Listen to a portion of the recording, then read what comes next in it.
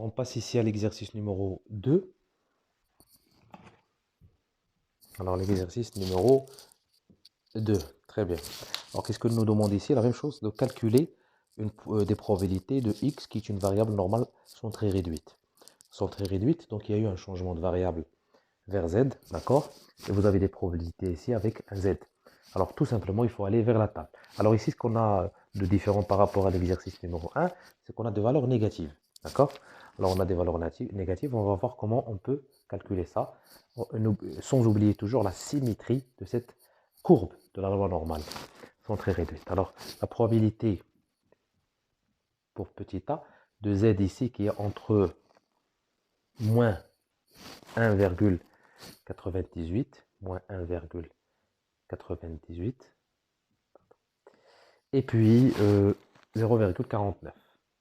Alors, le même raisonnement qu'on a fait pour l'exercice numéro 1, alors c'est la probabilité de z qui est inférieure à 0,49 moins la probabilité de z qui est supérieure à moins 1,98. D'accord? Le problème, c'est que vous avez la table où vous avez des valeurs positives pour z. Vous n'avez pas des valeurs négatives, mais sans oublier que la symétrie, alors la probabilité d'un z supérieur à moins 1,98 va être la même probabilité ici. Alors si vous voulez une probabilité, comme j'ai dit tout à l'heure ici, c'est la même probabilité qui se trouve ici par rapport au même point. D'accord? Alors ce qu'on va faire, c'est que ça va être la probabilité de z qui est inférieure à 0,49 moins.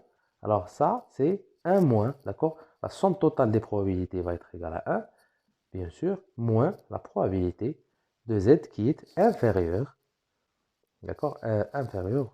Ici, c'était supérieur, hein, si vous voulez, à moins 98. Ça veut dire dans ce sens-là.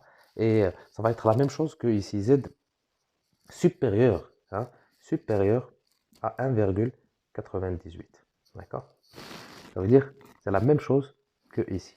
Pourquoi? Parce que si on fait la différence 1 moins, si vous voulez, moins ça, plutôt, alors ici, ça va être plutôt, j'ai fait une petite erreur ici, voilà.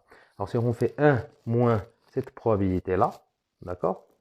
Alors on se retrouve, pardon, 1 moins la somme totale ici des probabilités, ici, on va se retrouver avec cette partie-là, d'accord? C'est pour ça qu'on a fait 1 moins z inférieur à 1,98, parce que sur le tableau, on a des probabilités cumulées. Très bien. Alors tout ça, ça va nous donner probabilité de z49 moins 1, plus la probabilité de z inférieure ou égale à 1,98. Alors vous allez vous retrouver avec une probabilité de 0,664. Oui, très bien. Alors on passe à la deuxième, probabilité de z entre 0,52 et 1,22. Bon, je vais effacer ça ici. Alors ici, la technique que j'ai utilisée pour les valeurs négatives de z, alors c'est la même. C'est l'astuce qu'il faut utiliser à chaque fois si vous avez des valeurs négatives pour z. Alors ici, petit b, on a la probabilité de z, il est entre 0,52 et 1,22.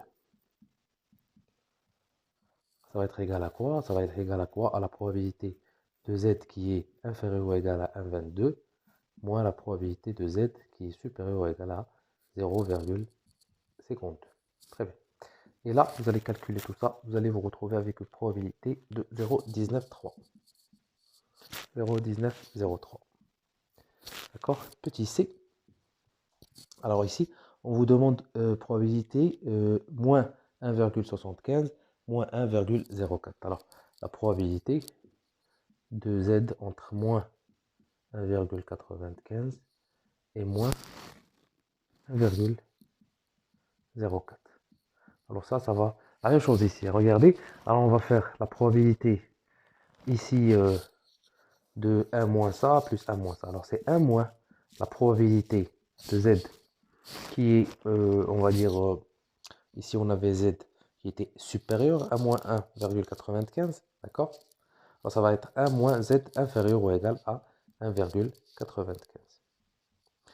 Alors, moins, pardon, ici c'était 0,4 d'abord. 0,4, d'accord? Alors moins d'accord? Et on a la probabilité, alors 1 moins la probabilité de z qui est inférieur ou égal à 1,95. D'accord?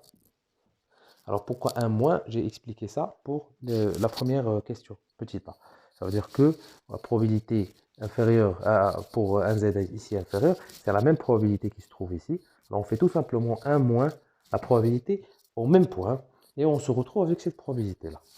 Alors ici, si vous calculez, vous allez tomber sur une probabilité de 0,1091. D'accord? Voilà. Donc, on a terminé cet exercice numéro 2 sur le calcul de probabilité.